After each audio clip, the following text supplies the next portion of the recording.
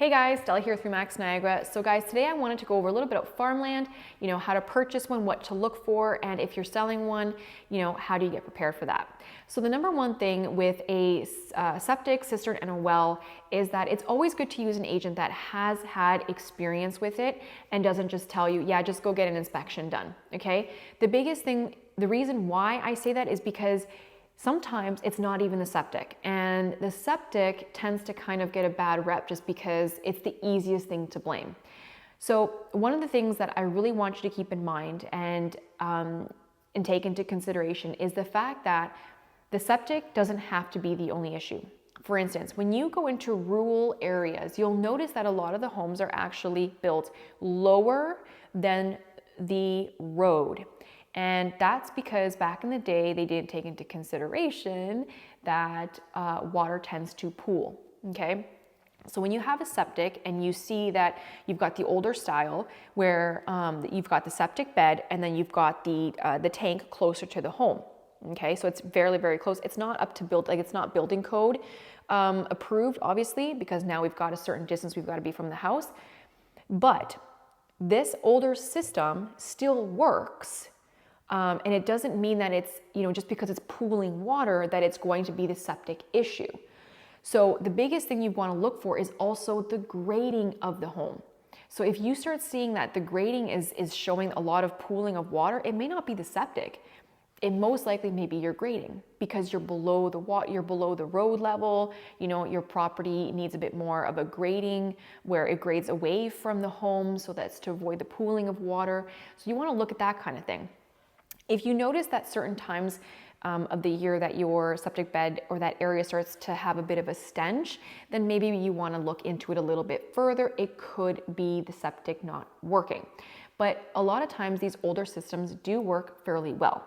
Okay, it's just a matter that, a lot of inspectors, they don't want to deal with it. A lot of times they're not very familiar with the older systems, just the newer systems. So it's easy just to say that, yeah, you've got to replace it. Of course, down the road, you're going to have to replace it eventually. Eventually, things tend to, die off or break, and we do have to upgrade them, which is, great. But the biggest thing is that it's a very costly expense. So if it does work, why not just keep it the way it is, right? For as long as you can. Now, septic replacement can usually be anywhere from $25,000 to $40,000. So as you can see, that's a pretty hefty expense. So as you're looking to purchase a property, you want to make sure that you're using an agent that's fairly familiar with this style of septic. Okay, now when it comes to cisterns, one of the things that I really highly would recommend is that if the cistern is attached to collecting water from your roof, you want to make sure that the roof does not have asphalt shingle. Okay, and that's for obvious reasons. You do not want that debris going into your water supply and on top of it creating, issues with the filtration system a lot of times. So one of the best things to use, one of the best materials to use for your roof would be a metal sheet roof or even clay. Okay, you want to stay away from asphalt shingle. And the last thing is the well. So the wells, if you're not used to this, if you're coming from the city and you're not used to well water, it's a bit of a change, right? Because sometimes the well water has a little bit of a stench, which there are solutions to that. They also have a little bit of a discoloration. You'll notice that over time. You can also fix that as well. But one of the things I want to mention is that the wells can dry out.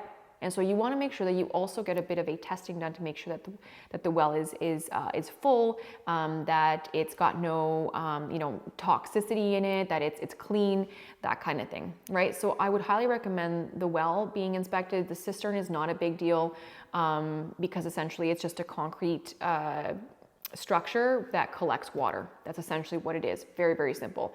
And if you've got a concrete structure that's not attached to the roof system and somebody comes in and pumps it in, that's a different story as well. So long story short, guys, if you're looking to buy farmland, you want to use an agent that is very familiar with this stuff. And as you can see, I've lived it, I've experienced it, I've lived on a farm for probably the majority of my life. And so I've actually been in charge of all those things. And so I know very well on how that works. And I've also studied it a lot. So if you're interested in purchasing farmland or if you're interested in selling farmland, please reach out to me. We can discuss further. It's always good to have a bit of an analysis on that kind of thing, because at the end of the day, the house can be beautiful, but if the systems don't work properly, it can be fairly costly. And I'm sure that that's not going to be a great thing to deal with, especially when you just, moved into a beautiful home. So let me know if you have any more questions about that. And until next time, guys, thank you so much for watching.